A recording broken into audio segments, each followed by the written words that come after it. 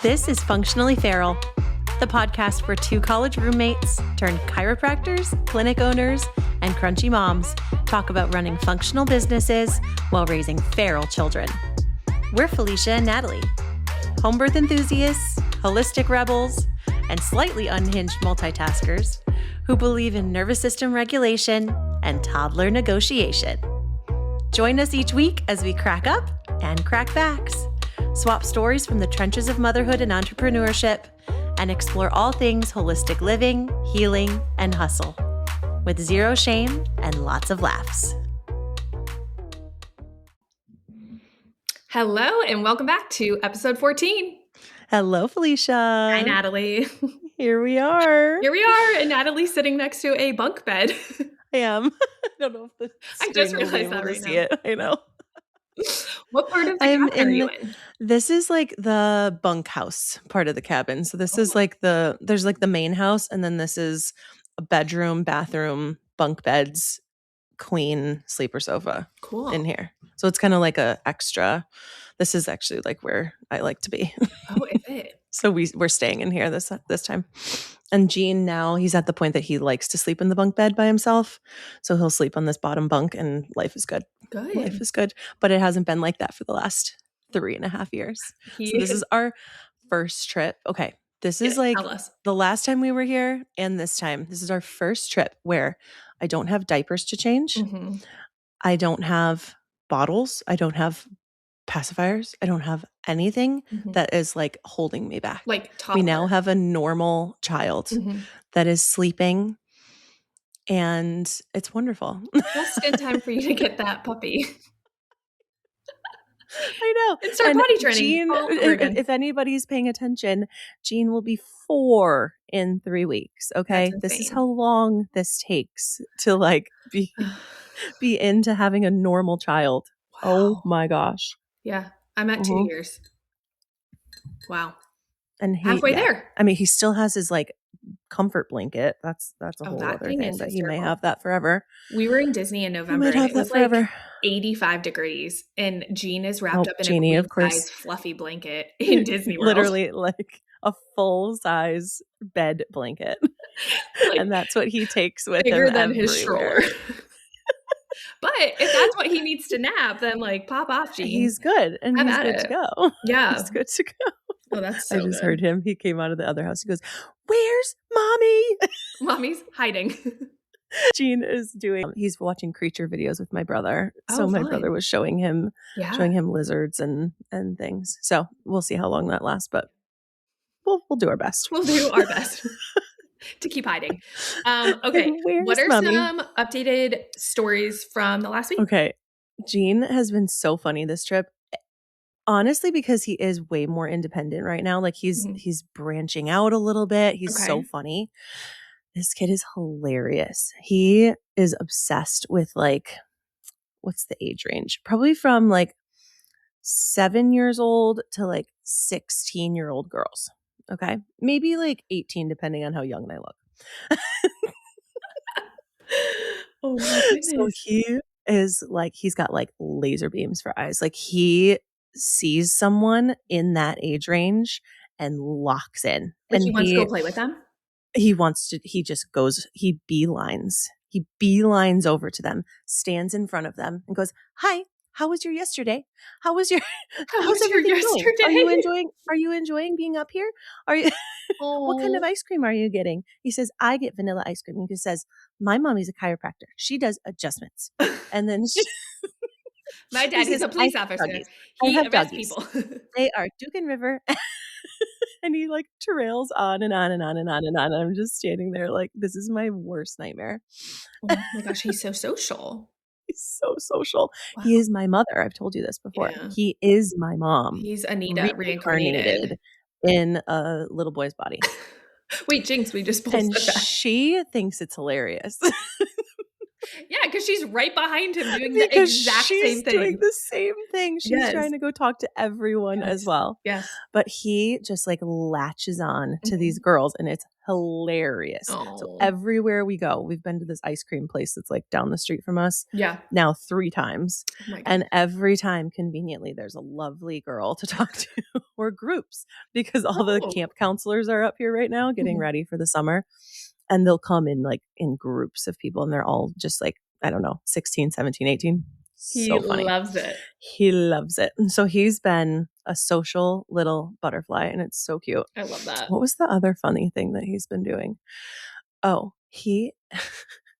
when we go to stores and they might not have like what he was expecting that we would get at that store, he will seek out a manager.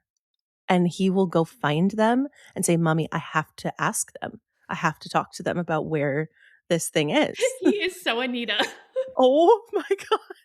I'm like, Gene, no. We don't have to do that. It's Why okay. don't you carry organic grapes? I'm not even kidding. Our Costco, they used to have like this bottled water machine in the food court. Oh. I don't know if all Costcos have them, but ours did. And you can get a bottle of water for 25 cents. So you put a quarter in, it's the whole like funky thing where it grabs the water and it brings it down to the opening. And he thinks it's like the coolest thing ever.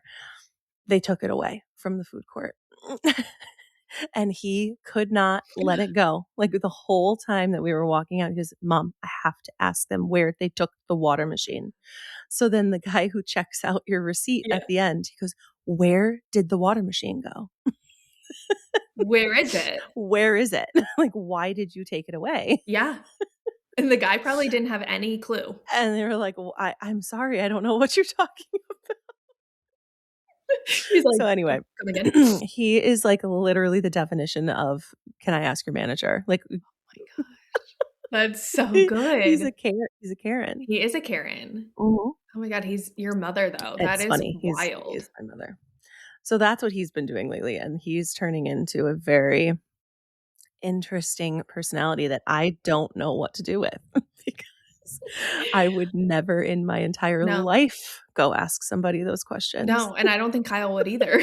No. So this is purely my mom. This is coming down through the generations. Yeah. Said I'm parenting my mother. Oh my gosh. So that's what he's been doing. It's so funny. Anybody who knows Gene and has been around Gene kind of knows that that's how he is. He's just so funny. Oh, the other thing. He has beautiful blonde curls, right? Oh, they're gorgeous. He's gotten really used to people looking at him saying, wow, you have amazing hair. He now, if somebody doesn't mention his hair upon first glance, he says, do you like my curls? You didn't say anything, so you must hate them. He has to make sure. Really? That people mention his curls. It's funny. He's done it 3 times on this trip alone. Oh my gosh. Do you like my curls? Sepp also gets lots of compliments on his blonde curls. As he will continue to. Yeah. And he just like pats them. People are like, oh my God, your hair is so cute. I love it. And he goes, like, oh, he's that's like, so cute. I know. He's like, I know. Enough people have told me. I know. It's really funny. Yeah. So Seppi's you're going to be in the same boat. I know. Where people are just going to constantly, it just blows up their little ego, which is great as a child. It's fine. But I don't know what that becomes. He's recently stopped being called a girl, which is so nice. Oh. He was called a girl his entire babyhood, toddlerhood up until Gene was pretty recently. Called a girl. Yeah, Gene was called a girl just the other day. Yeah. And just yesterday. In full boy attire. I know. And like he's wearing blue and dinosaurs. Orange. Yeah. I'm like, all the things, a baggy short, a loose fitting boxy tee. Like not a frill about it. And oh, she's so cute. And I'm like, it's so funny. Like whatever. But whatever. Yeah. It doesn't matter. It doesn't matter. What other cute things is he doing? So I am a hypocrite through and through. Oh no. I have been preaching from the mountaintops that I will not sign my kids up for sports. Oh, no. Not yet. I will not sign my kids up for sports. Organized sports are a disaster for little people. I was They like, are. I didn't start organized sports until I was 8, and I turned out just fine. I have 2 state That champions makes me on my feel fingers. better. Yeah. Okay, good. Okay, Yeah. cool. I'm like, you don't need to be in organized sport when you're 3 years old. Uh-huh. Well, here we are. We're 2. We just crested the 2-year-old birthday. I mean, he's literally 25 months old. And I think we're taking him to the Strider World Championship. Okay, In he's Sarasota, Florida. really good at it, though. He's really good at The it. Strider bike, he's so Yes. good at it. And I they told you, World Championship. Gene's proportions could have never allowed him to do that. He cannot He wouldn't have ride a fit. Strider bike. Yeah. No, his legs are too long, and no matter what adjustments you do, he doesn't fit on the bike. Seppi is like Proportionately perfect. Proportionately perfect for a Strider bike, and he's really good at it. He's so good at it, and he's so brave. And so Strider is the brand of bike, and it's the type of bike that doesn't have pedals, and they come in a size 12-inch and a size 14-inch. Now, in Florida, for I want to say, don't quote me, I want to say 15 years now, they've held the world championship for these Strider bikes. And they do a 12-inch category and a 14-inch category. Do they really? Yeah, and they do 2-year-olds, 3-year-olds, and 4-year-olds. Like each category is its own age. Age and size of bike. And size. Okay. And Dan's sister lives in Sarasota. So I'm like, it makes sense to go down and do a family trip, but also sign my kid up for the world championship race of the Strider division. How do you think he would actually do with all those people and with like everybody going at the same time? The positive is that he's around a lot of people all the time. That's true. He's not shy. He's very outgoing. So I don't fear that when we get there, he would be like stage fright, kind of like, I don't think he would clam up. And he just like lives and breathes and like eats his bike.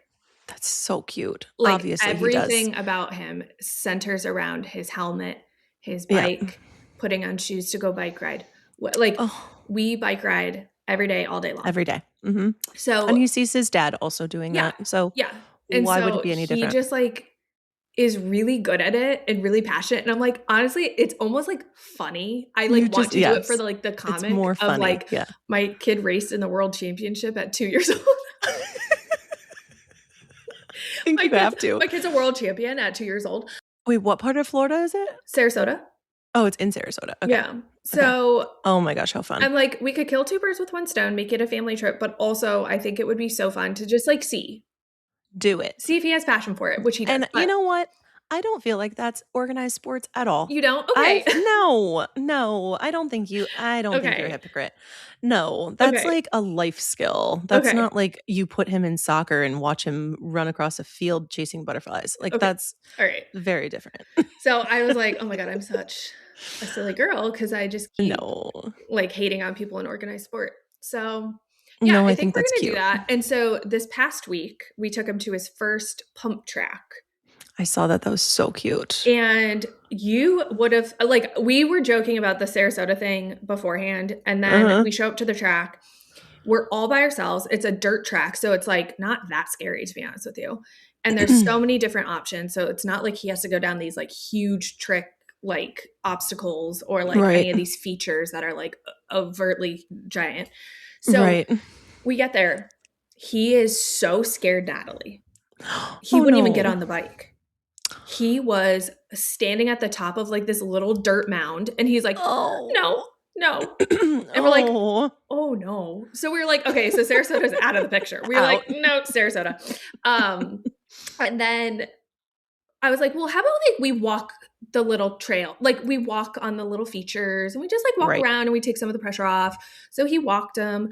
Then he gets on his bike and he's like he got on the bike, but then he still was like terrified. Well, would you imagine in like 30 minutes, Nat, he was going full force all by himself. Of course. He went from he's got it. not even wanting to be there to Oh, ripping and shredding in 30 minutes. see, what an amazing life skill. You I know was what? like, I'm so Sorry. proud of him. And we really weren't like, get on your butt. Like, we were just like, No, you can do encouraging. these things. Like, I truly knew he had the skill. Like, he's very Yes. balanced. He knows how Yes. to like lift his feet and glide. Like, I Yeah. wasn't putting him in a skill that like, or like an obstacle that he couldn't achieve. Yes. But it was so funny to watch him go from like being absolutely terrified to crushing the skill set Oh, in like 30 minutes. And that's so cute. he was so sweaty. His cheeks were so red. He was like drenched in sweat because he was going so hard. And I was like, we just blew the top off of that. Like, get Oh, us to October in that skill development to October. He's no gonna kidding. crush it. I love And this. he'll I be two love and a half it. And he'll exactly. be too. Yeah. Yeah. So I'm like, he'll be like in that sweet spot of like, he's had enough time as a 2-year-old to be in that Mhm. division. I wish he was a Right. little closer to 3, but I don't know. Whatever. I mean, I don't know. Like, Whatever. we could show up He'll and be all well these kids could developed. be literal experts, or we could show up and it could just be like kids are just starting to ride the strider. I don't know. His motor skills have already been so well developed. Yeah. Like he's good. Yeah. But the Gene, kid I has cannot say the same. loose elbows. Does he? Oh my gosh, Natalie. Oh no. He dislocates his elbow. Like the week we went to the What? beach, he dislocated his elbows like 4 or 5 times in a Wait, 1 how? week. Like Just nothing. like doing normal. No, Ooh. doing nothing. That's the scary part. Oh no. Like he can, like yesterday we were at a birthday party with like these jungle gyms. He was hanging from rings swinging, like double hand hanging from rings swinging. Totally fine. And yes. Totally fine. He goes to bed at night and wakes up with dislocated elbows. What? Yeah. Oh, I'm that's not so kidding. weird. Yeah. He Dislocates his might elbows have, doing I nothing. mean, with your like hand thing, like he may have some sort of connective tissue. Yes. So Something. I got We'll have us. to see. I got the both of us these copper and iron drops, and then I'm Yeah. gonna start giving him a little bit of collagen, see how his belly takes it. But Yeah. that should be good for like ligament Yeah. strength and stability. Yeah. But yeah, Oh, he has the weirdest elbows because like that's I'm not so kidding. weird. He'll be the roughest. He'll be doing flips and tumbles and jumping around and doing backflips on the bounce house, and then Yeah. like we'll go to like do something like so simple. Like he'll be laying on the ground and it'll dislocate, and I'm like, what just happened? What? Yeah. And it's both elbows. There's something with some weird angle that he's doing or something. Yeah. Interesting. I know. Okay. So I'm like, okay, we have That's a lot odd. going for us, and then these elbows are really Mhm. like kink in my Good thing hose. biking doesn't really require good elbow strength. You can have floppy elbows and be a cyclist. But it's weird because Thank he goodness. is like he's strong, but those elbows just are loose. Interesting. Yeah, he has the muscle. Okay. Mhm. Well, that's interesting. Yeah, so that's But my update. I love that for you. I think you absolutely should do it. I know, and I'm like, I'm a cycling mommy now, you know? Of course. And Oh, I've I always love been it. like a It's so cycling cute. wife. You So have. I've like kind of been in it for a long time now. It's amazing. I love going to races. I love like what you Mhm. wear to a bike race. Like it's just that's my Yep. life. I love Yep. it. It makes sense. Yeah. Yeah. Sepp already Nothing has else makes sense. 3 bikes. He's 2. He has 3 bikes and he has 3 different helmets. I expect nothing less. That is like his favorite gift for Christmas this past year was a helmet. We like couldn't move on. It's my nephew. I got him a snowboarding helmet last year for Christmas, and he now wears it all day, every day. It's Yes. a full-on snowboarding helmet. Yes. And he only wears it on like the top of his head. Sitting just like on the crown of his Oh my head. gosh. So It's so cute. cute. I love it. it. Yeah. Yeah. So Seppy is It's like so a funny. little sport guy. So it's been Amazing. I fun. love that. Yeah. Amazing. That's going to be so cute. Yeah. So I think that's our only like weekly update. I don't think Yeah, or like anything fun else updates. really Our last happened. episode, Yeah. we teased a little Yes. intensity. Yes. So now we So can we're get into that. gonna dive into what Felicia was talking about when she said things are a little shocking Yeah. in the weeks that led after I found out. the initial like ultrasound of Mhm. finding out that there was no baby. There's no baby in my uterus. But there But there were were other things. Right.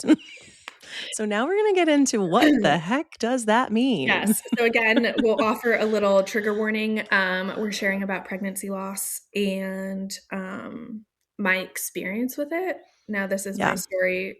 It's not everybody's.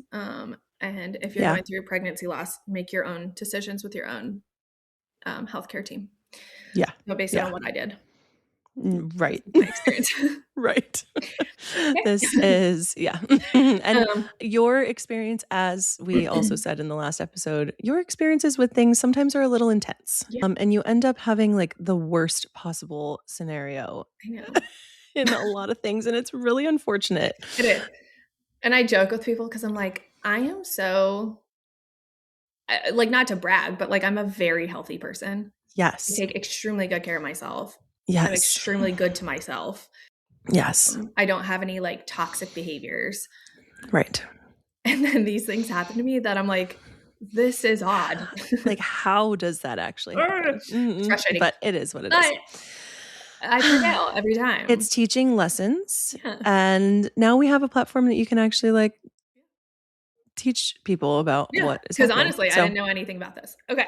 Right. So we kind of left off with, I went to work on Wednesday and Thursday after. So just to recap, I found out I lost the pregnancy on Wednesday morning. I got the ultrasound at a private clinic and they said, oh, there's like no baby. And I was like, oh, that's interesting. However, on the ultrasound, I did have a placenta and a fecal sac. Embryonic sac. Like there were baby parts, but the baby was like missing in action. Right. Right. Which was very devastating because how do you tell people like, oh, there's no heartbeat? And then, but you're like, also like, but there was no baby. Right. Like that. And honestly, of all the things that happened, I found that to be the most embarrassing. The weird. Yeah. Like, I was like embarrassed to say there was no baby.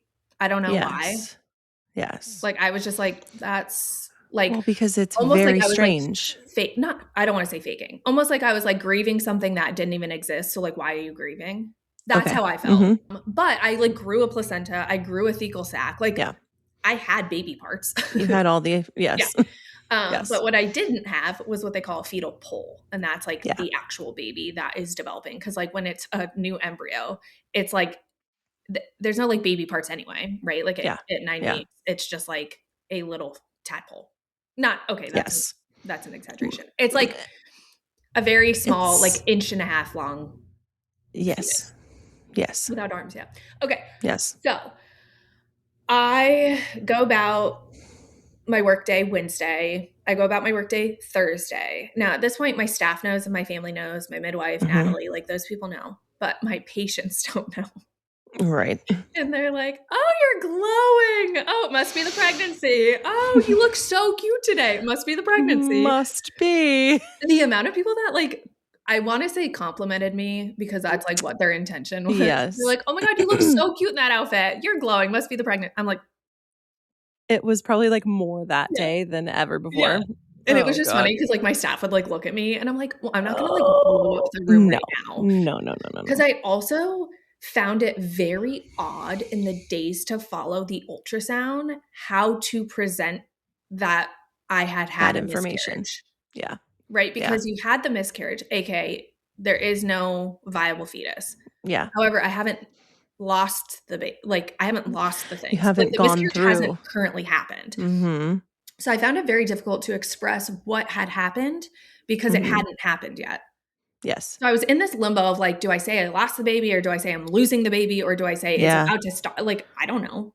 Yeah. It was a really weird thing. So I kind of like chose to forgo saying anything to anybody outside of my exact circle until it had happened.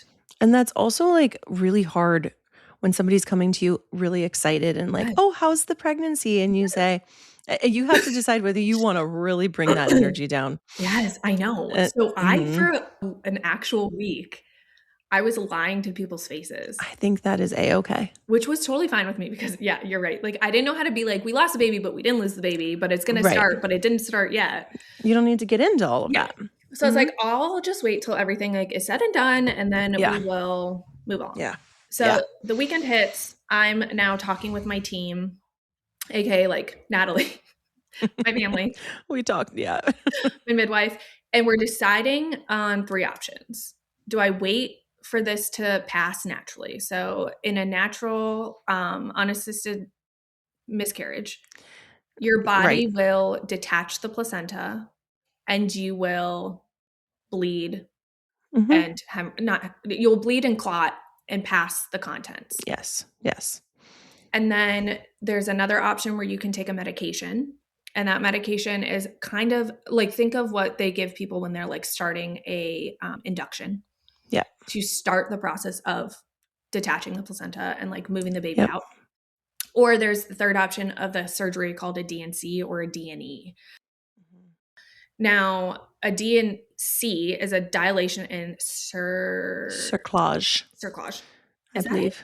Cerclage, I'm pretty sure. I thought a cerclage was when they sew your cervix. Oh, that is. A Dilation DNC is and a dilation and something, or a DNE, which is a dilation and evacuate. Yeah, evacuate. yeah. Oh, now I'm confusing myself. Anyway, there's 2 options. They're kind of the same thing. Yeah. Kind of. And those are like the options. You could go natural, medication, surgical. Okay. So I'm going over stuff, or there's a 4th option in like the holistic world, which is like herbal remedies to Yeah. start things along, Right. and homeopathy. Okay. Yes. So I talk with my homeopathist. Oh my God, I am Homeopath. literally getting myself all twisted. I talked to It's my okay. homeopath. We have a lot of things to talk I have a about. lot of big words in my head right now because I'm like trying to process. Okay. I talked to my homeopath and I'm like, these are the things that are happening. So she's like, I'll be right there. She brings over different remedies that are pre-blended for me. And she brings over some bone broth and some tea. Like she was like so helpful. And she's like, start taking this. This is to support the uterus and this process and like your emotions. And like there was a lot going on. Yeah. Yeah. And then my midwife was like, because I had chosen to go natural, right? So my midwife was like, if things don't progress how you want to see them progress, we can always revisit the herbal stuff. Right. But let's just wait and see. And that's, I think, what we had talked about too, where it's like, you can always move on to different you levels can always ramp of up care. your like choices. So I was like, yeah, I think I would feel the most comfortable with like letting this process happen naturally. And my midwife was like, it could take up to 2 weeks. Yep. And I was And like, that's oh, I don't I know. think what a lot of people aren't ready to accept Yeah. is like, oh, you don't want to have that unknown. And I totally understand why people would choose a more medicalized option just to be done with it. Yeah. I totally get that. And coming from a point of being in it, I would have always, like, from the outside looking in, been like, yeah, go natural. Why would you ever ramp up the options? Like, just go natural. Your body knows what to do. But when you're sitting in it and you're carrying around a pregnancy that you know isn't there, it's so weird. It's yucky. It's so weird. And I also was like super traumatized by the fact that like I could go anywhere. Like I go to the grocery store, I go to like we went to a track meet. I go to work. Yeah. And I'm like, it could start anywhere. Yep. You just don't know. And like, I guess that's kind of like labor, but labor is a lot less scary in my opinion. I don't know. You're not going to just start bleeding. Like you're going to have like your water break and it's like, oh, she's having a baby. Like you're not at the grocery store and you just start bleeding through your pants. Like that is so different. So I just was like kind of sitting on my hands being like, oh, I'm just like really uncomfortable about not knowing, but I have to continue living life. And like, I know these are my choices. And like, I just felt more comfortable going naturally, even though it was like emotionally a little bit like harder. Yeah. So I go through the weekend and like I said, like we went to a track meet. We like went out to dinner. Like we did these things because I was like, I cannot just sit at home and wait. Right. What life is that? Like, because if it did take 2 weeks, I'm like, I'm not going to just sit at home for 2 weeks and not leave my house. Totally. And I have a toddler. Like we want to go do things. We want to like explore. So that's the hard part too about having an ultrasound and knowing that it's not progressing. Yeah. Whereas like in any other situation, you wouldn't necessarily know. Right. And yes, it would be traumatizing having a miscarriage just start out of like the blue. Yeah. But knowing is hard to sit on that. So it was really interesting. All of my spotting had stopped. So I was just like living what I would perceive as like a normal life. Yeah. And going about like on Monday rolled around and I was like, okay, I'll go see patients. Wow. And you weren't having any like cramping or anything like that? That's crazy. No, and I still had my belly. Mm-hmm. I had a very large belly for being 9 For weeks. being, yeah. Which again, like I'll go back We'll get to like into. why that matters. And Wednesday, I preemptively canceled my afternoon on Monday because I was like, Okay. I just want a little bit more time because I had Tuesday off and Wednesday Yeah. off. And I was like, that will actually give me some time to just like let it happen if it does. Like I was like, it's been so Wednesday would have been a week. To mentally allow Yeah. Like I yourself can to say, relax at okay, my it's house fine. and like my body will release. So I'm Yeah. like, okay, let's do that. Let's take Wednesday off in the afternoon. I don't even think I had that heavy of a schedule anyway. So I was like, let's just take it off. So I could have Tuesday home, Wednesday home. And Wednesday was a week. So I was like, I've been in this for 7 days of like walking around with a pregnancy that's not a pregnancy anymore. Talking to people, saying that everything is fine. Yeah. Yeah. So Wednesday hits and goes by. Okay. I was home Tuesday, Wednesday, and nothing happened. And I was like, darn, I feel really frustrated. So I go to work Thursday. So I have a full day of patients Thursday. I get through the morning and I feel fine. And then I don't know what was going on that so Dan goes home on Thursdays to feed the dog lunch and then he comes back. And there was something that I really needed from Dan. And I don't like, honestly, in this moment, I'm like not remembering what it was, but I was waiting for him to get back to work. Okay. I was waiting for him. And I don't know if it was just to come talk to me. And you were there. I was at work and I was just walking the perimeter of our parking lot and our grass waiting for Dan. And I said, in this moment, I don't really know why I was waiting for Dan.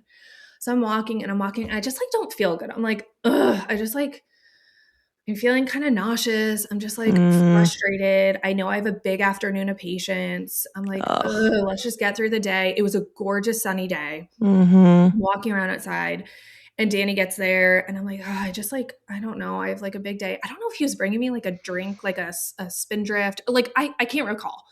But I see him and I'm like, okay, I start patients. I think I started patients at 2:15 or 2:10. And I start seeing people. And I remember seeing my 2:30, and it was this lovely older woman, and she's been a patient of mine for years. I've known this family. My dad, hold on, he's literally starting a machine right now. Oh, I can't hear it. Well, you can't? Okay, good. No. I'm sorry. Okay, keep going. If you can't hear it, then great. No, I can't hear it. Okay.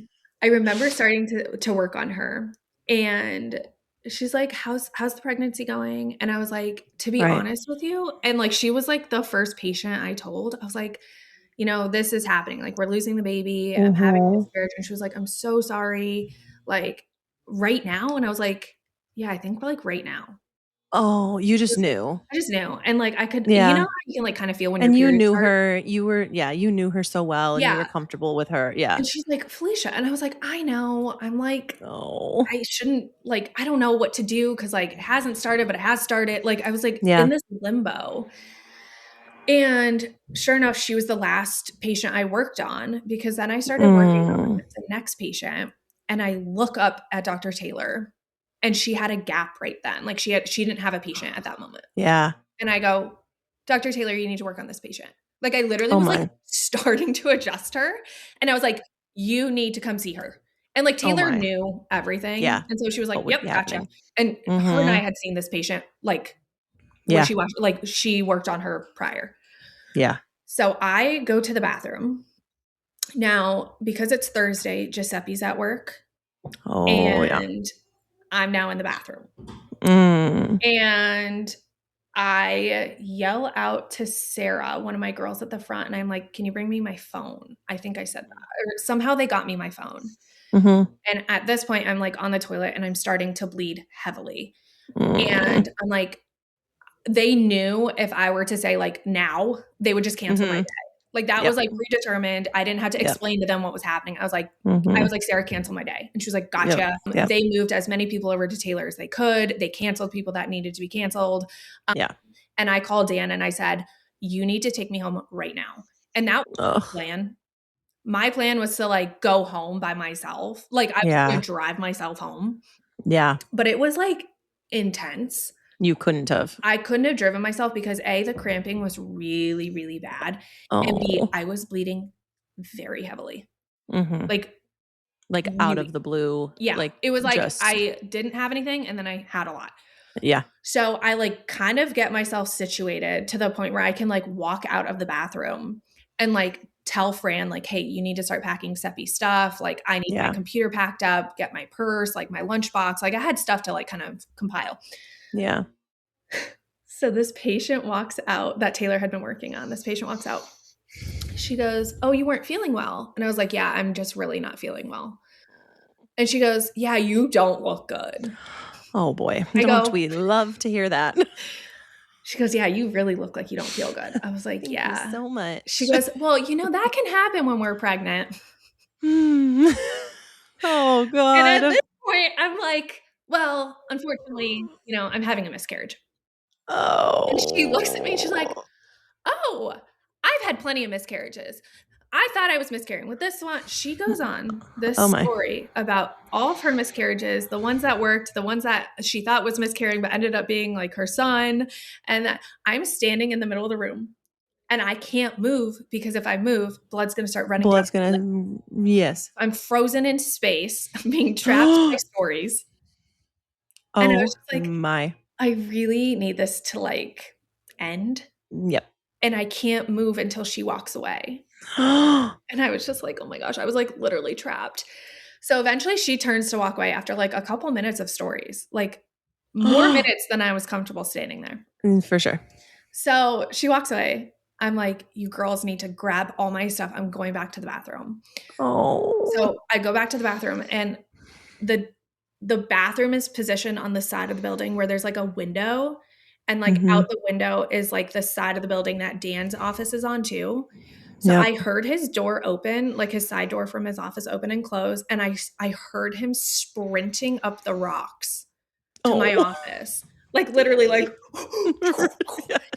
and he was like, what do we need to do? So he comes in the bathroom. He's like cleaning up. Sarah put an out of service sign on the bathroom. It was like a crime scene. I can imagine. They're packing up Giuseppe. Dan's like, what? How do we get you home? And I was like, we have to take one car. Like we can't take two cars because I can't drive. Right. And he's like, okay, so we take my car just because it was closer to my office. Like we didn't have to go downstairs and get his. So we all jump in my car. Dan throws Giuseppe in the car seat. Like we get situated. We're driving home. And at this point, I'm like, Danny, I couldn't have driven. Like I was in significant discomfort. And it wasn't like I was like screaming. No. But I was like, I couldn't really sit still. I was like writhing around in discomfort. And at this point, I'm bleeding so heavily that it's gushing up my pants. Like up and out of my pants and down my side. Like it was so much blood. So Dan's reaching into the back seat. Horrific. He's grabbing maxi pads, ripping the backing off, and I'm shoving them down my pants to try and absorb the blood that's gushing out. Because like it was an unfathomable amount. Yes. Now, I'm going to pause the current story to mention that a couple days earlier, Dan and I had looked up what to expect. I was kind of like avoiding it. And so it was only a couple days prior that I looked up on like this like mommy blog, what it feels like and looks like to miscarry at 9 weeks. Because I was like, which is good, kind of avoiding it because I didn't want to know. But then I also was like, I should know what to expect. Yeah. And so I was reading a bunch of like personal stories of like what it felt like, what it looked like, how long it lasted, the emotions behind it, like what to like gauge my perception on what is normal. Now, a lot of what my midwife also told me really like solidified those personal stories too. So it was like, you're going to have heavy bleeding for 3 to 5 hours. You are going to pass clots. Those clots can be quite large. You're going to be uncomfortable. Like some people find it excruciating, like the contractions excruciating, and some people don't find them excruciating. So there were very varied stories, but they kind of all coincided with like what I was currently experiencing. And so I was like, okay, this is normal. Like I'm This passing could be a normal. lot of Yeah. blood, but like Yeah. I'm also miscarrying. So like this Yeah. is normal. And then I started passing clots and I was like, okay, this is normal. And I was constantly sending my midwife videos and pictures of what was happening, like contents and stuff. Mhm. And she was like, okay, keep an eye on your vitals, da da da, like take your blood pressure, make sure that looks good. Yep. Cause it was like a lot of blood. And when I say a lot of blood, like I was like destroying bathrooms in our house. Like there was Yeah, blood on floors and it was like Yeah. a lot. So she was like, take your vitals, make sure everything looks good because that's a lot of blood. And I was like, okay. So my blood pressure was really good. My pulse was really good. I felt okay, all things Sure. considered. Like I didn't Considering, yeah. feel any bit of like faint or dizzy or shaky. Like I didn't have any weird symptoms.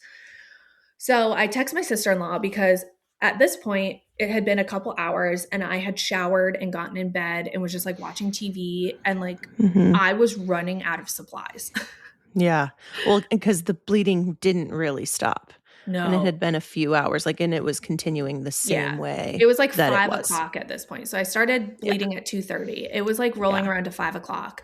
And my husband kind of was like running a little frantic because he had to take care of me, but he also had to like get Giuseppe dinner and Yeah. bathed and get ready for bedtime. So he called his parents and was like, I need you to come over and help because this is like, Yeah. he's taking care of 2 people. Yeah. And I call my sister-in-law who lives next door and I'm like, hey, do you have any like extra pads or diapers or anything? Cause like I'm Yeah. like quickly like running out of supplies and Dan doesn't have the Oof. capacity to go anywhere. To go. No, he can't. So she's like, I'll be right over. So she came and sat with me and we just talked and I was like Mm-hmm. still sitting up in bed and I was yapping and I was like, yeah, this is just like so interesting. And I was like telling her like what was happening and it was just like normal. Yeah. Like I was like, You were still feeling considering. yeah, Okay. You were considering all things. Yeah. I'm actually getting nauseous telling this story. This is fascinating. God. I like don't feel good right now. So You're like having a yeah. reaction. Oh boy. So I'm feeling good. And she brings over all that stuff. And then she's like, my family's coming into town right now. So I'm going to go home. They ordered dinner. They're like, do you guys want anything? And we're like, yeah, like order us dinner because we don't have time to make it. And like, yeah, like drop it off, That'd be whatever. great. Mm-hmm. So she goes home and it's now 7:30, 7:45, and Giuseppe had just fallen asleep. So Dan's parents were here. Barb put Giuseppe to bed and they're like, well, we'll take off. And Dan's like, okay. So Dan comes and sits in our bedroom, like where I'm sitting right now. I'm in the bed that's next to us and we're chatting. And I'm like, Danny, it is like pretty crazy what's happening. And he's like, yeah. And I was like, no, it's like still so heavy because he had been running around that he wasn't really realizing. He wasn't realizing like the drastic amount of blood I was actually losing. And I was like, no, it's like a lot. And he was like, okay. So I go to get out of the bed because I'm like, it had been 20 to 30 minutes. Like I was soaking through diapers and maxi pads in 20 to 30 minutes. Like, and when I say soaking through, I mean like soaking. Like you showed me pictures. It was like fully saturated. Like the pad was like expanded in all directions, like thoroughly soaked through. Yeah. So I go to sit up and stand up and I had a blanket or like a wash towel under me in the bed just in case I leaked. And I go to stand up and I felt like a big clot like erupt out of me. And that wasn't the first one. Like I've been having like big like lime and lemon sized clots coming out of me all afternoon. Yeah. Lime and lemon. Yeah. Literally like a size of the palm of your hand. Yeah, the size of the palm of your hand. No, this one felt like I had just passed something the size of like a salad bowl. Like a placenta. It like felt a fully grown placenta. Very, very large. And I was like, Danny. And he was like, what? I was like, you need to drag the towel under me. Because I was on carpet until we get to my bathroom. So Dan and I are like trying to get to the bathroom. Oh my God. And I pull everything down. It's flying everywhere. I mean, there's blood up the walls. There's blood. I mean, it was like blood so bad. Down my legs. And this massive clot came at me. And I'm sitting on the toilet and I go, Danny, I don't feel good. And I go, I'm actually getting faint right now, Natalie. Are you? You're like having I'm getting like the same situation. I feel like I'm going to pass out. Okay. Oh, so God. I'm like, Danny, I really don't feel good. And he's like, well, you haven't eaten. It's now 7:45. like, you don't have any food in you. Like, I was like, I know, I just like haven't felt good. I had a pear at like 4:30. Sure. Oh no. And he's like, let me go get you some lemonade. And I'm like, okay. So he runs downstairs to get me lemonade. By the time he gets back to me, I'm on the floor. Oh no. I'm bleeding everywhere because I'm naked. Yeah. My feet are on the toilet because I'm so unwell. Like, I'm like in and out of consciousness. Like, I don't think I actually fainted because I still have memory of all these things. Yeah. But I'm like, you were not okay. Not well. Like, I was fine. And then I was really unwell. And he gets back to me. I'm like laying on the ground, like not well. Oh my He was God. like, drink some lemonade. So I'm like trying to drink this lemonade. I'm like, you have to call the midwife. And he was like, okay. So he calls Allie, and Allie's like, what are your symptoms? And I was like, Danny, get the blood pressure cuff. So he goes and gets it. He's taking my blood pressure. So I had been laying on the ground for a couple of minutes by then with my feet elevated, completely horizontal. At that time, he took my blood pressure. It was 90/66. And I was like upside down. So it was like the best it was going to be. Oh my. Yeah. And she goes, you need to go to the hospital immediately. Yeah. And Dan and I look at each other and we're like, I think that's when we realized how serious it was. Yeah, that this was like That really this was, like, not getting a normal situation. Not better. And she's like, you need to either call EMS or be out of your house in the next few minutes. And I was like, well, my brother lives next door. He can be here in an instant. Thank God. Yeah. Or else I would have had to call an ambulance. Or you would have had to, yeah. And go by myself. Yeah. Because we can't leave the baby. So my brother runs next door. I mean, he was here within 3 minutes. Oh. And he's like, what do you need? So I'm like, you need towels. I need something to put on my body. Like, I'm laying on the floor like a crime scene, and my brother's like running around, and Dan is running around, and we're trying to game plan. And I'm like crawling at the You're like half unconscious. Yeah, I'm crawling because I can't even stand up. So I'm crawling until I get to the staircase. I stand up, I get down. They're like hand in hand walking me to the car. I'm like giving Shay directions on like, hey, if Seppi wakes up, like try and give him milk. He sleeps through the night, but like he might not. And if he doesn't, like, don't be a hero. Like, put Paw Patrol on. I don't care. Like, he should be fine. So turns out my brother like had his wife like bring over like a toothbrush and like get him like pajamas and stuff like that, because he ended up staying the night. But they put me in the car and Dan takes me to the ER. And so I'm like, okay, seated in the car, but I had just put on a new diaper and it was already like gushing and clots coming out of me. And it's about like a 7-minute drive to the hospital. So it's not far. So no, but long enough. So they get me to the hospital, or Danny gets me to the hospital. He gets a wheelchair. He literally wheels me into the front door and he was like, help. Right. Like, so somebody please. A security guard takes me and like wheels me to the front, and Dan like drives the car. He's like rushing. Like he's like driving the car to the parking garage and like running back. And I'm checking in, and they're literally checking me in like a normal person. Like, they're like, okay, so like what's going on? And I told them, and I was like, I'm like literally bleeding out. Blood, and it's been going on since 2:30. They're like, okay, I'm going to take you over to verify like your address and your insurance and verify your information. Okay. So they wheel me over. I'm like sitting on this wheelchair, like barely able to sit upright. Oh my gosh. Okay. We verified your stuff. Okay. Go to this vital station. They're like taking my blood pressure. And the lady's like, at this point, it was like still 90/60. And she's like, her eyes are like really big. and like, she can't believe you're sitting upright. Yeah, they're all just like looking at each other. And like Dan at this point gets there. So then he wheels me to, I don't even know what this is. I don't think this is called, maybe it's ER triage. Yeah. It's like a little like box, like cubicle.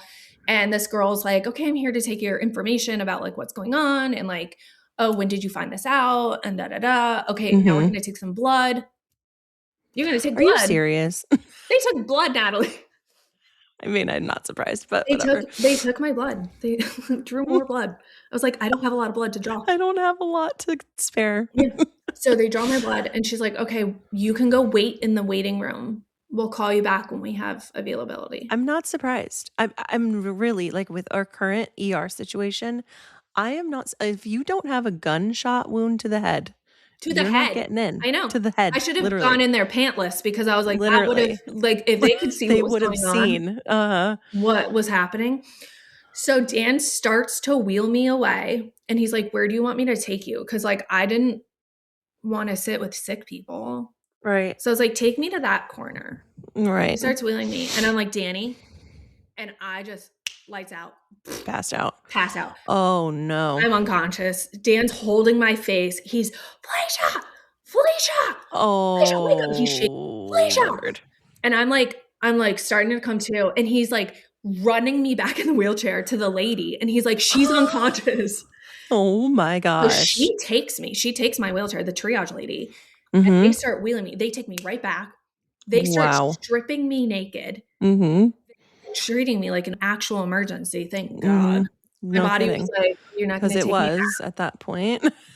No, I think literally, I was like, I'll show you. I think I was like, they were like, you have to go wait. I think I knew. Yeah. It wasn't going to be. It wasn't good. So, yeah, I'm being stripped of all my things. Jeepers.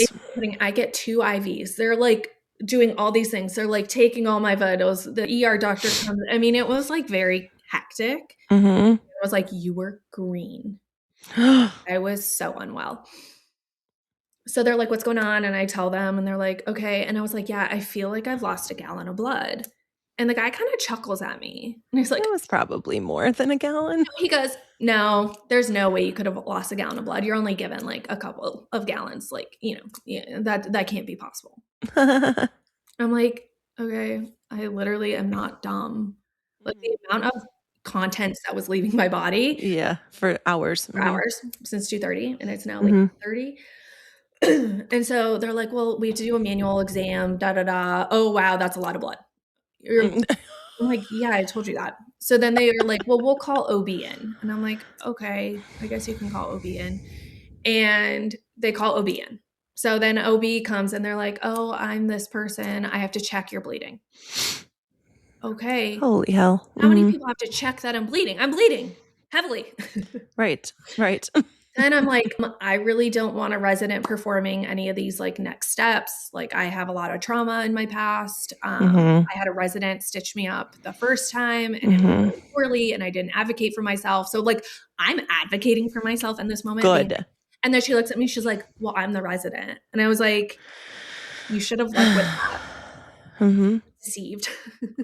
Because I literally was like, when everybody leaves the room, can I talk to you for a moment privately?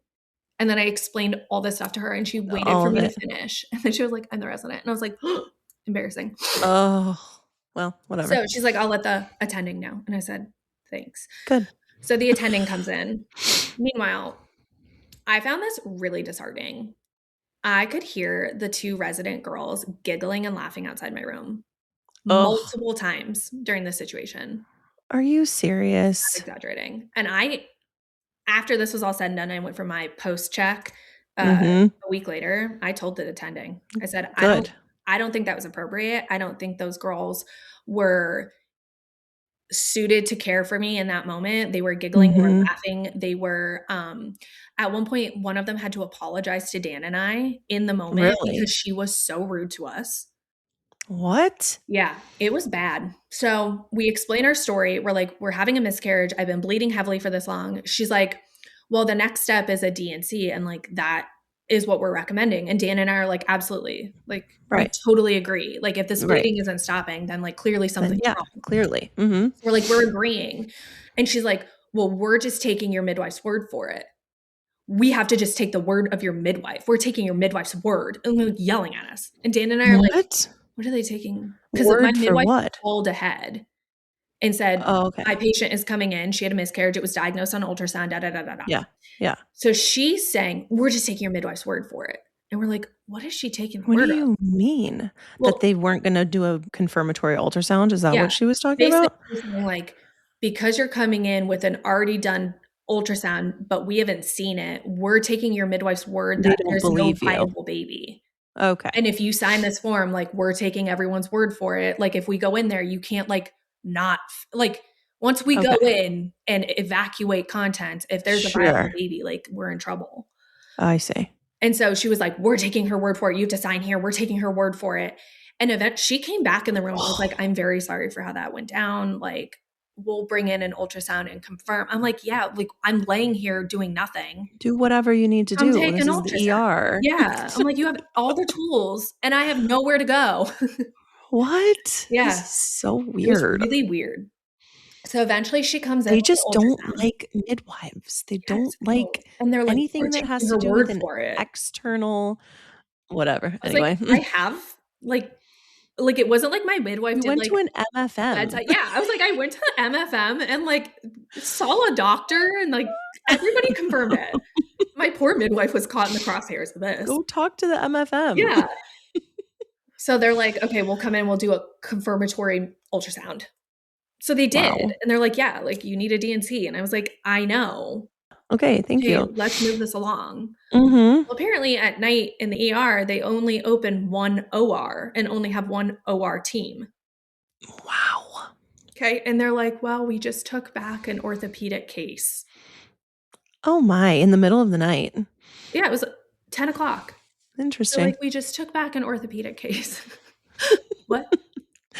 Oh my. So my OB, that was amazing. Thank God it was him.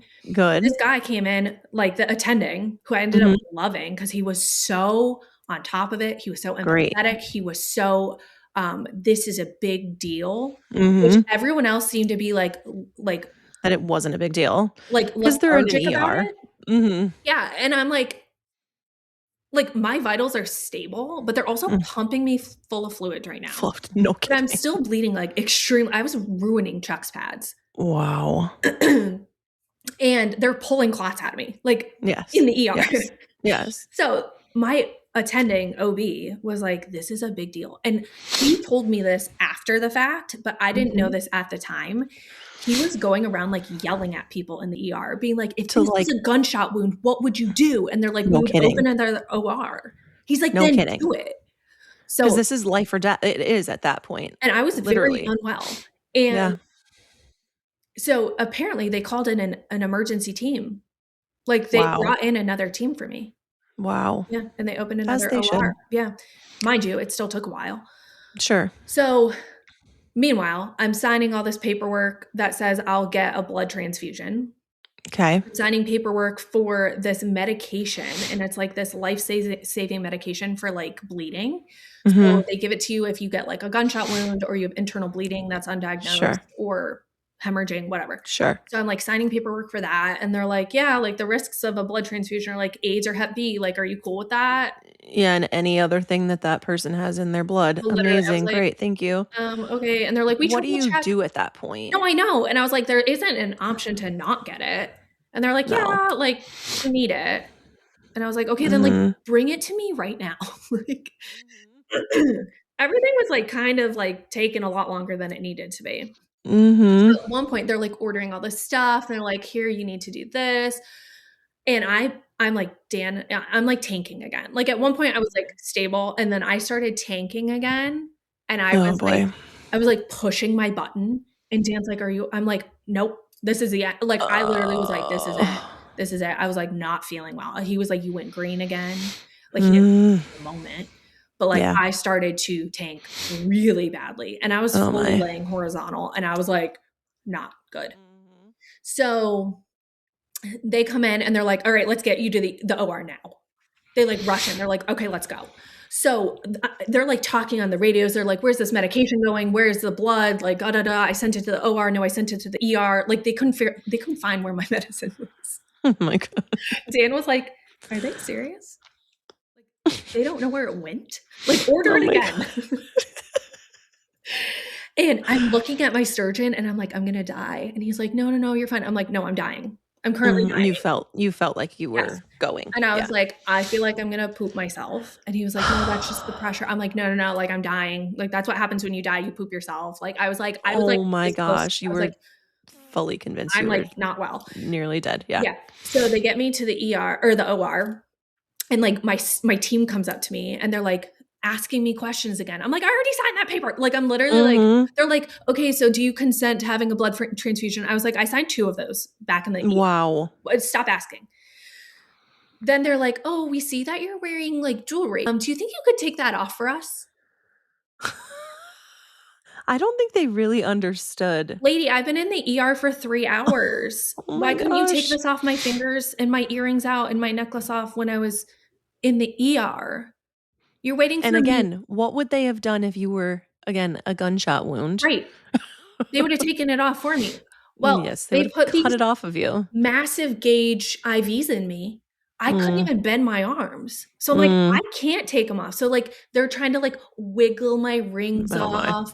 And eventually I just like bend my arms and I rip my rings off because I'm like, someone's got to do it. Like everyone's being Oh so my God. dainty. I'm like, Oh my God.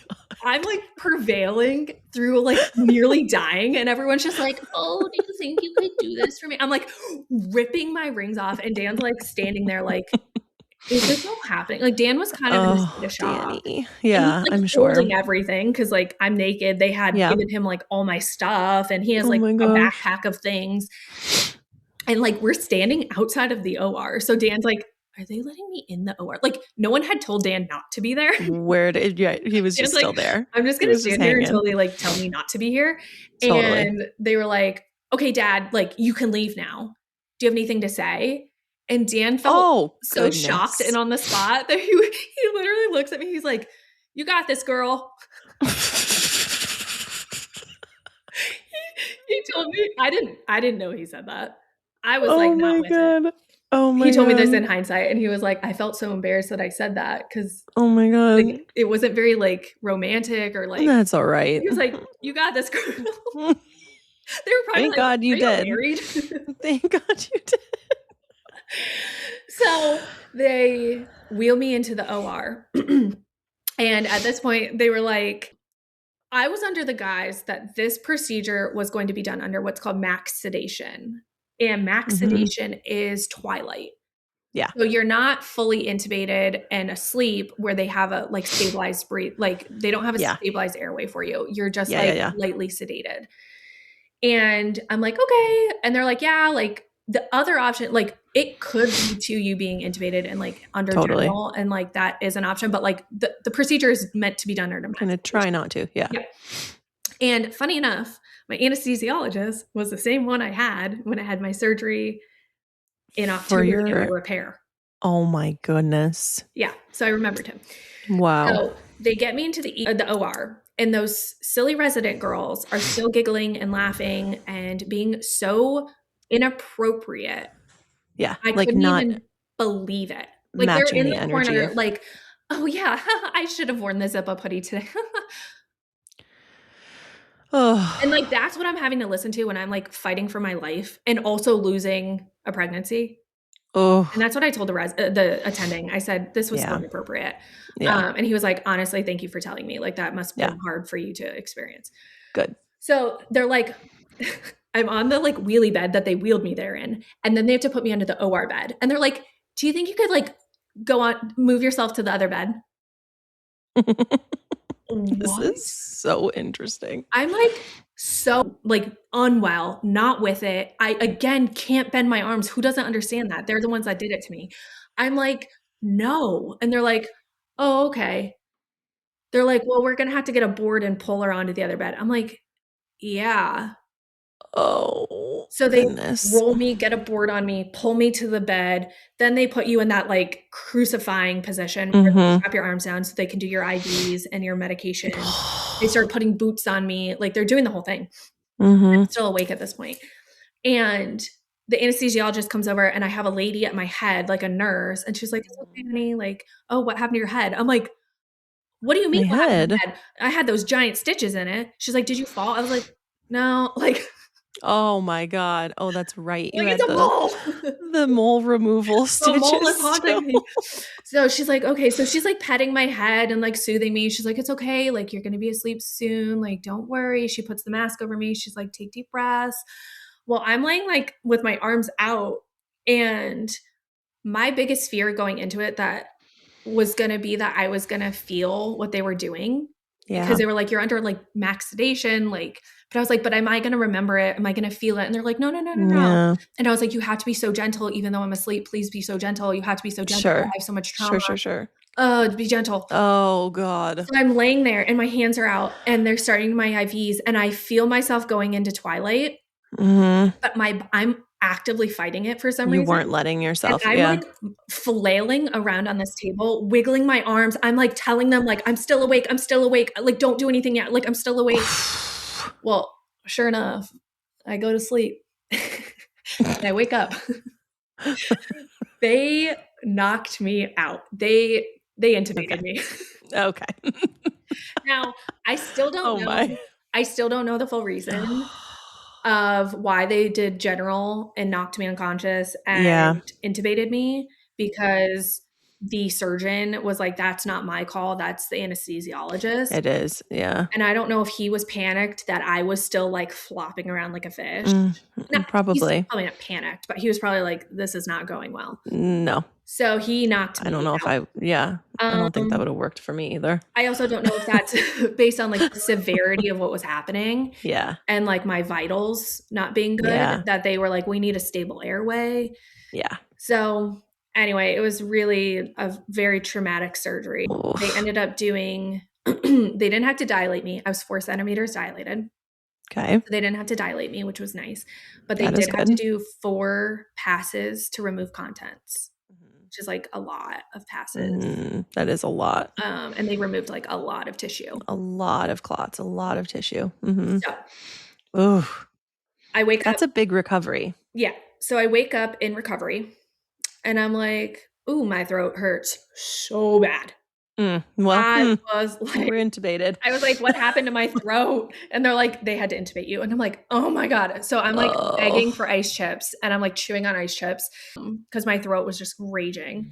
And I was like, when can I see my husband? And they're like, you have to wait an hour and wait to do blood work. So they just take more blood. Oh my God. I'm like, quit taking my blood. What? And then after they do my hour blood work and send it for testing, when that comes back, then they can get Dan. Because if it was like bad, I don't know what would happen. But anyway, they did my blood work, came back. My vitals were staying stable. And Danny came back to see me and he was just like, what happened? Like, he was just like kind of left in the dark. The surgeon came out and was like, yeah, she like did as expected. Like, I got everything and like she's in recovery. Sure. But Dan was like, but he didn't know that you were like intubated and had like general anesthesia. The surgeon had said something to Dan about full sedation and intubation, but Dan didn't like even think to ask questions. Like, because Dan and I had so many questions, but no answers. Yeah. Like they checked us out of the hospital after like my vitals were stable for a while. Oh and my like God. we went home. Yeah. So like, what do you do now? How are you okay? How do you get blood? How do you get it was crazy. So oh my gosh. We got home at like 4 a.m. Wow. And we walk in and like my brother's like rocking Seppi back to sleep after his multiple hour stint of Paw Patrol, which was a great call because if we got home and Seppi was still in our room, I think that would have been really hard on everybody. But Seppi had woken up in the middle of the night at like 1 a.m., which is almost exactly when I went in for surgery. Oh, and yeah. he was yelling, no, mommy. Oh. And my brother was like terrified because he didn't have any answers. Yeah. And but Seppi knew you weren't there and he knew something was happening. And he did the exact same thing when Danny went to the hospital. He woke up in the middle of the night when Dan was in the hospital and was yelling, no, daddy. Oh my. Yeah. And he was up all night that night for me, which he had. Oh my. Like he just knows. So we get home at like 4 a.m. My brother's rocking Seppi back to sleep. I get in the shower and then Dan has to clean up all this mess. I mean, we left like everything on the floor in the crime scene. It was blood walls, clots on the floor. It was bad. Like he was throwing stuff away that was ruined. Yeah. And my brother comes out of the room and we kind of like brief him on like, I'm going to be okay. But like, it was not good. It was not good. And my brother goes home and we like try and fall asleep. And Dan and I are like traumatized. Like fully traumatized. Like the amount of like fear I had about me dying and Dan too. Yeah. Like, that could have gone so differently. And like Dan could have been planning my funeral and like Seppi would be without a mom. And like it was so close to not being okay. Yeah. And we like wake up in the morning and I feel like, I would say I feel decent. All Sure. things considered, All things truthfully, considered. I felt way better than I was expecting. So I wake up in the morning and I'm like, wow, that was really scary. I didn't sleep at all, obviously, but like I don't feel terrible. And thank goodness your body was strong before, right? Literally. Can you imagine if I wasn't doing all the things I was doing to like build my blood and have good iron and like all that stuff? Like, yeah, I was You in. would not have been good. Yeah. So Friday, I felt like okay because I was pumped with so much volume in the sense of like IVs. Like I had Yeah, so many bags of fluid. I had a blood transfusion. Like I had a that's lot true. going for me. Yeah. Saturday hits, Oh God. not well. All Oh of that no. IV fluid recirculated into my kid. Like I peed it Yeah. all out. Yeah. My blood volume dropped so much, And you were in active healing phase. and I was so unwell. Oh no. I was So just your so blood pressure dropped again? yeah, and I was just Yeah. so weak. It was insane. Oh. And that morning, we had to go to a baby shower. Why? Yeah. You went? Yeah. Oh, Felicia. I had to. I couldn't miss this one. Okay. You know who it was for. Okay. So we wake up and I'm like, I can do hard things. I've always done hard things. Yeah. I can do hard things. So luckily, like we weren't required to like do anything for the shower. Fortunately, we like kind of were off the hook there because of what was transpiring Thursday. They like assumed we weren't going to be much help, right? Yeah. So we just kind of show up for the shower and I'm like, I'm so unwell. Like I was lightheaded. I was faint. Like I was like, Danny, I need to sit. So we're sitting. He's like getting me crackers and a ginger ale. Like I'm like trying to like stay awake. Mm-hmm. My And gosh. then all the guests start arriving. Every single girl that was there was pregnant. Like all of the guests Yeah. were pregnant. Very pregnant. Very pregnant. Yeah. And I didn't think I was having a hard time until I was having a hard time. Yeah. And I was like, I went from being okay into a full on like, I don't want to say like hysteria, but kind of.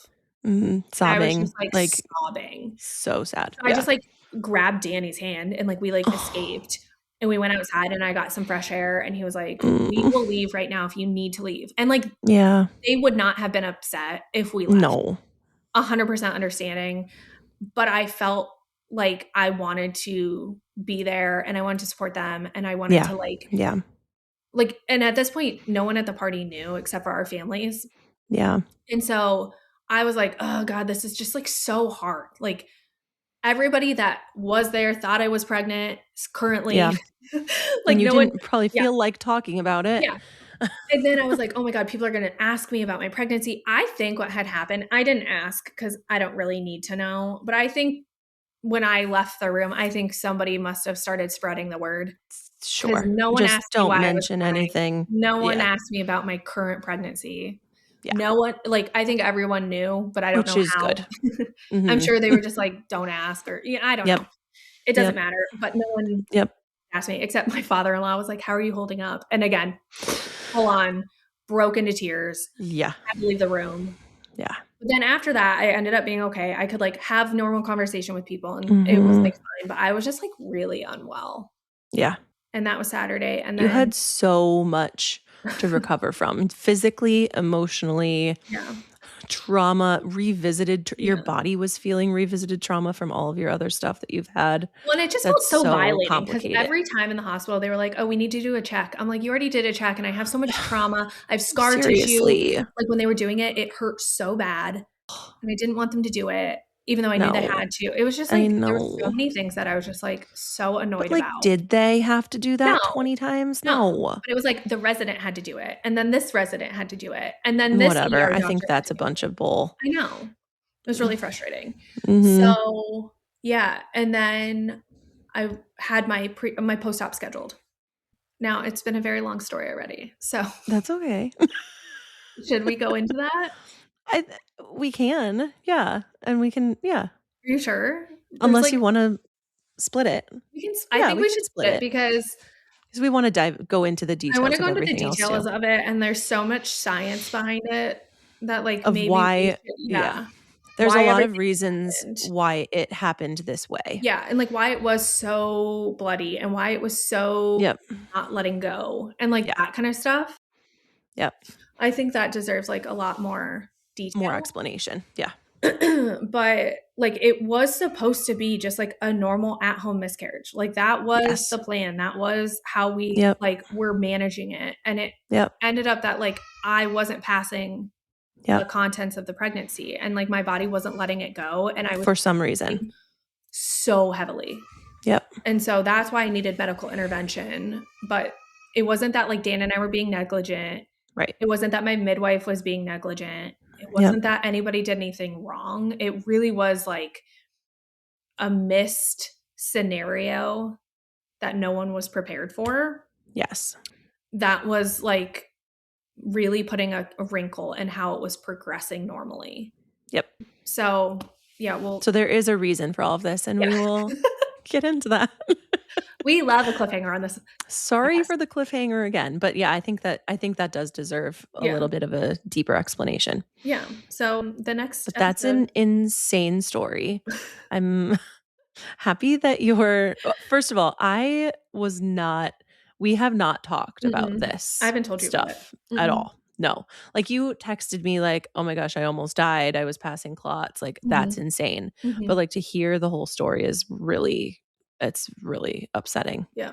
And you literally are lucky to be here. Yeah. Truthfully. Yeah. There could have been a tiny blip in a lot of different parts there and you would have not been here today. Yeah. Like a lot of pieces went right. Yeah. But a lot of things went wrong. Yeah. We got my post-surgical report back the next day on my chart.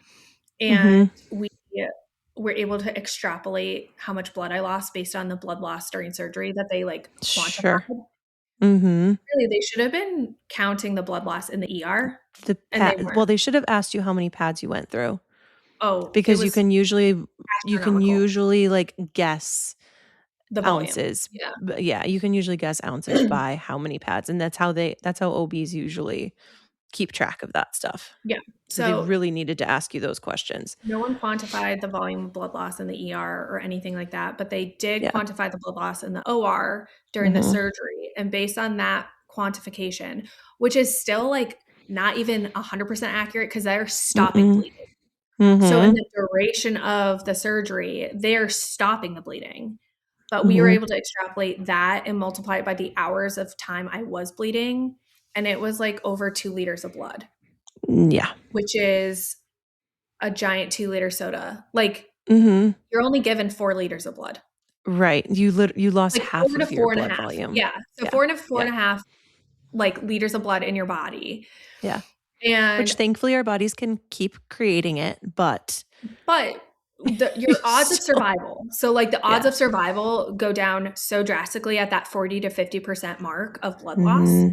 Your chances of living are very slim when you get to that cutoff. And I think I was onto something when I was laying outside that OR being like, I think I'm dying. Yeah. You needed that blood transfusion. Otherwise you would have died. Yeah. And they had to stop the source of bleeding. So there was a lot of PTSD associated with the almost dying part. Yeah. I wasn't as traumatized by losing the pregnancy. Yeah.